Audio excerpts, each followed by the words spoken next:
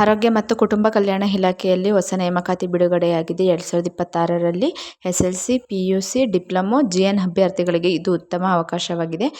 ಆದ್ದರಿಂದ ಈ ವಿಡಿಯೋನ ಸ್ಕಿಪ್ ಮಾಡದೆ ಕೊನೆವರೆಗೂ ನೋಡಿ. Hello everyone, welcome back to my YouTube channel. ಆರೋಗ್ಯ ಮತ್ತು ಕುಟುಂಬ ಕಲ್ಯಾಣ ಇಲಾಖೆ ಅಥವಾ NHM ಅಥವಾ DHFWS ಈ ಸಂಸ್ಥೆಯಿಂದ ಒಟ್ಟು ಹುದ್ದೆಗಳು 39 ಹುದ್ದೆಗಳನ್ನು ಬಿಡುಗಡೆ ಮಾಡಲಾಗಿದೆ. ಹುದ್ದೆಗಳು ಹೆಲ್ತ್ ಇನ್ಸ್ಪೆಕ್ಟರ್, ಲ್ಯಾಬೊರೇಟರಿ ಟೆಕ್ನಿಷಿಯನ್ ಹುದ್ದೆಗಳನ್ನು ಬಿಡುಗಡೆ ಮಾಡಲಾಗಿದೆ. ಹೆಲ್ತ್ ಇನ್ಸ್ಪೆಕ್ಟರ್ ಏನೇನು ಕಾರ್ಯನಿರ್ವಹಿಸಬೇಕಾಗುತ್ತದೆ ಎಂದರೆ ಸಾರ್ವಜನಿಕ ಆರೋಗ್ಯ ಮೇಲ್ವಿಚಾರಣೆ ಮಾಡಬೇಕಾಗುತ್ತದೆ, ಕುಡಿಯುವ ನೀರು ಹಾಗೂ ಸ್ವಚ್ಛತೆ ಪರಿಶೀಲನೆ ಮಾಡಬೇಕಾಗುತ್ತದೆ. ನೆಕ್ಸ್ಟ್ ಆಹಾರ ಸುರಕ್ಷತೆ ಹಾಗೂ ಅಂಗಡಿ ಪರಿಶೀಲನೆ ಮಾಡಬೇಕಾಗುತ್ತದೆ. ರೋಗಗಳ ತಡೆಗಟ್ಟುವಿಕೆ ಮತ್ತು ಜನಜಾಗೃತಿ ಕಾರ್ಯಕ್ರಮ ಮಾಡಬೇಕಾಗುತ್ತದೆ.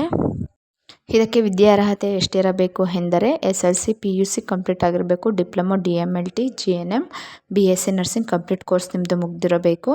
ಮತ್ತು D ಫಾರ್ಮದು ಕೂಡ ನಿಮ್ಮದು ಕಂಪ್ಲೀಟ್ ಕೋರ್ಸ್ ಮುಗ್ದಿರಬೇಕು. ಇದಕ್ಕೆ ವಯೋಮಿತಿ ಎಷ್ಟಿರಬೇಕು ಎಂದರೆ ಕನಿಷ್ಠ 18 ವರ್ಷ ತುಂಬಿರಬೇಕು, ಗರಿಷ್ಠ 35 ವರ್ಷದಿಂದ 40 ವರ್ಷದ ಒಳಗಡೆ ಇರಬೇಕು. ಇದಕ್ಕೆ ವೇತನ ಎಷ್ಟಿರುತ್ತದೆ ಎಂದರೆ ಸುಮಾರು 14,000ದಿಂದ 42,000ದವರೆಗೆ ಹುದ್ದೆಗೆ ಅನುಗುಣವಾಗಿ ವೇತನವನ್ನು ನೀಡಲಾಗುತ್ತದೆ. ಅರ್ಜಿಯ ವಿಧಾನ ಆಫ್ಲೈನ್ ಆಗಿರುತ್ತದೆ.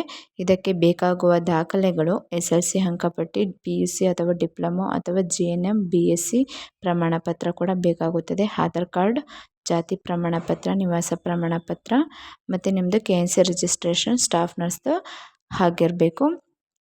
ನಿಮ್ಮದು KNC ರಿಜಿಸ್ಟ್ರೇಷನ್ ಕಂಪಲ್ಸರಿ ಆಗಿರಬೇಕು.